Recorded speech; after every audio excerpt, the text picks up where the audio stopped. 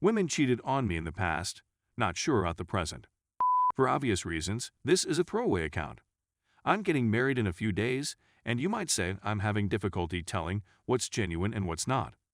I don't know where else to turn to explain my problem. Over the course of my life, I've had 3 relationships with women. The 2 ladies, with the exception of my fiancée, cheated on me, destroyed my heart, and deceived me.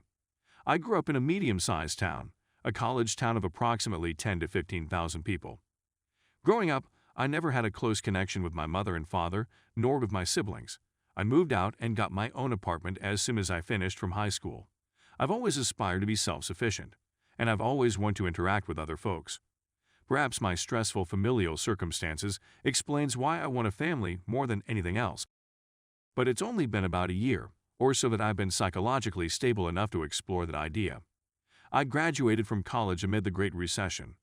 I was aimless when I completed and worked 2 jobs. Everyone told me that if I wanted to have any kind of job, I needed a master's degree. So I worked shifts at a warehouse during the day and did gardening on the side. And on Tuesdays and Thursdays at night, I work on a graduate degree. I met a girl who was considerably older than me via other pupils. Let's give her the name Anna. Anna was a small half-American/half-Thai woman who enjoyed classical dance and art history. At the time, I was 23 and she was about to become 30. She enjoyed everything that I liked.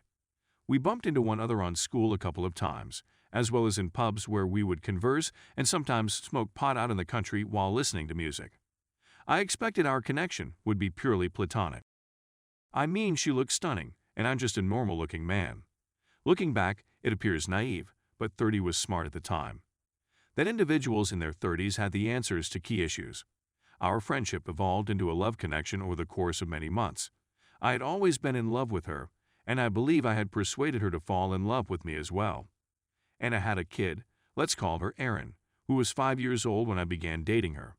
Her biological father had left the family and relocated. So her early ideas about family reminded me of mine, or I could identify to her. I made it my mission to be as near to a father as possible. I wanted a family, and I wanted Anna and Aaron to be a part of it.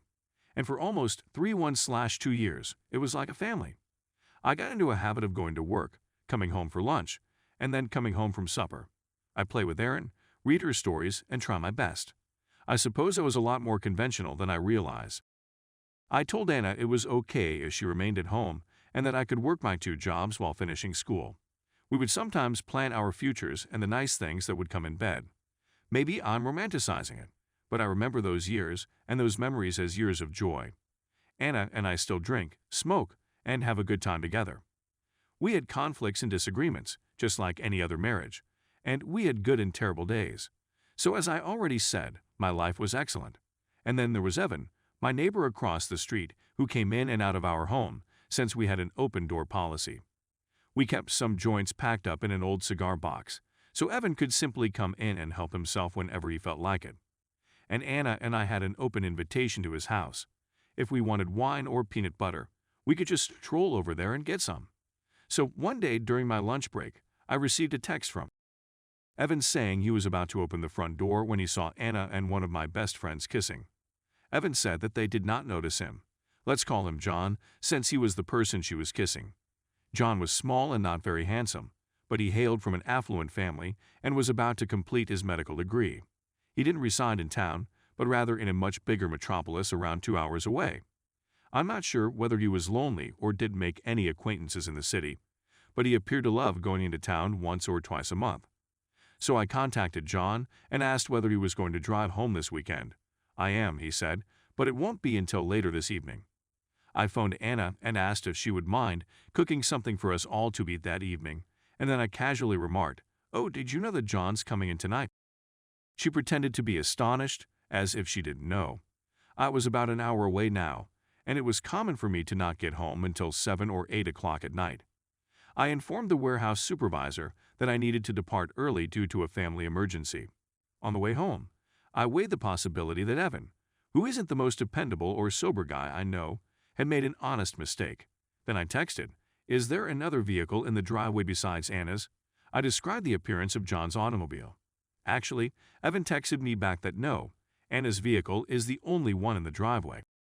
I was scared at first, but as I got closer to the home, I laughed, Thinking Evan must have been high or maybe seen something, I receive a call from Evan around 7 miles away, and he informs me that the automobile type and model I described was parked on the opposite side of the street, which Evan would have spotted from the angle of his front yard. I emailed John and Anna that I could be running late this evening and that they should start supper without me if I don't return before dark. "Yeah, I'll probably be getting in just a little bit before you," John replied back. Anna responded via text, saying, "That's fantastic, I'm just tidying up the home." Evan and I approached from behind. When I opened the door, the two of them bolted. Everyone was yelling. I attempted to hit John, but I missed. He clocked me, and I went down after hitting my head on the wall. Evan pursued John and brutally beat him up in my driveway. Soon after, the cops arrived and arrested Evan. I felt awful since. I didn't have the funds to bail him out at the time, so I apologized to him the following day. "Don't worry about it," he said. It came out that John and Anna had been messaging and contacting each other while I was at work for many months. I assumed she believed he was a better long-term bet, monetarily speaking. We split up. We both relocated. She moved in with John, and I believe their relationship lasted just a few months. It probably took me a year to really recover from the betrayal, lying, and dishonesty. I eventually returned to my hometown and began dating Alex, a girl I'd known since high school. In actuality, I was far more in love with her than she was with me. We dated for approximately 2 years before moving in together for about a year. She eventually received a job offer in Colorado. She'd be earning almost twice as much as she was where we lived. In any case, Alex broke the connection by claiming, "I don't believe our relationship is viable with us, living so far apart." I told her I may be able to find work there, but she said no since she wanted to start again. You recall Evan from earlier. The man I trusted and believed was a close friend. Well, around a year ago, I discovered a lot about him. I ran across a common friend, the man who used to sell pot to Evan and me, while drinking at a pub. The anecdote of Evan being arrested came up at some point throughout the talk, and we had a nice chuckle over it. I said something encouraging. Evan, on the other hand, was a wonderful person. When I informed him I couldn't pay the bail because I didn't have the money, he didn't even protest. And the guy gave me a strange look, saying, "Man, I knew you detest Evan since he banged both Anna and Alex."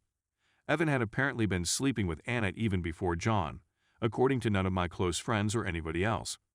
And the reason he assaulted John that night and wasn't furious that I couldn't bail him out was because Anna and John started dating, and I stopped sleeping with Evan. As a result, it had nothing to do with his being a close friend or even like me. And it came out that once Alex relocated to Colorado, she continued to date someone from our hometown, who turned out to be Evan. In reality, she had been sleeping with Evan while we were dating. It took me months to put all of this material together. Before my fiancé, the only 2 women I thought I'd ever loved had lied to me and cheated on me. Worse, everyone around me was aware of this except for me. I can't tell you how embarrassing and damaging this was to my mental health. So, you may be wondering, what does this have to do with your upcoming wedding in a few days? So, fast forward to today. Who do I see at the wedding rehearsal dinner? Evan. He arrived with my fiancé's co-worker's pal. She turns out to know Evan.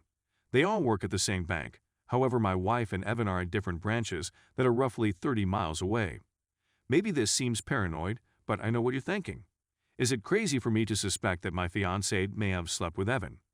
I know that seems ridiculous, but Evan has slept with every meaningful relationship I've had in the previous 15 years, except this one. I don't believe he realizes I know about Anna and Alex. Plus, he didn't behave strange around me.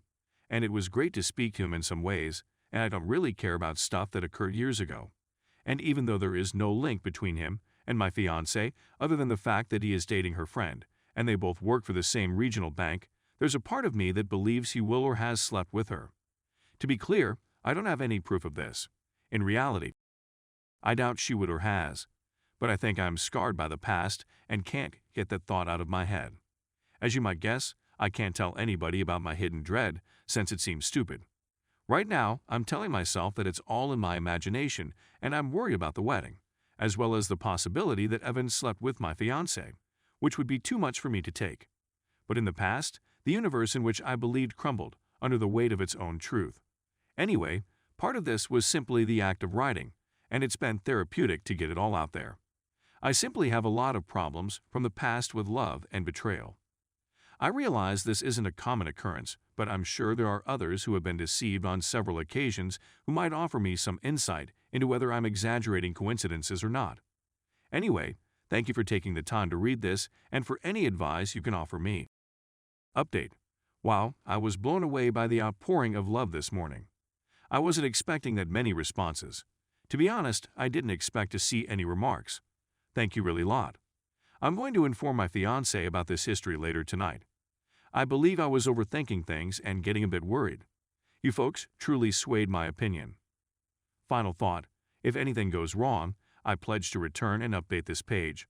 Hopefully, everything will go well, and I will be able to marry the woman I love without having to relive the past. Thank you once again to everyone here. It was quite beneficial to me. It means a lot to me.